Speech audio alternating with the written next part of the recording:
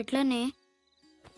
ఎట్లేందిరా, పైసలు లేకుంటే పని చేయాలి, పని చేస్తే పైసలు తీసుకోవాలి, అది లెక్క.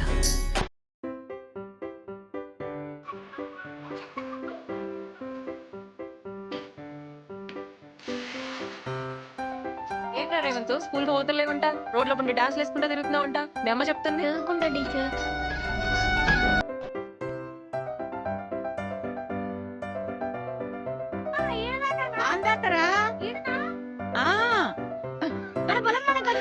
అవునరా, మన పొలం మనకు వచ్చేసింది.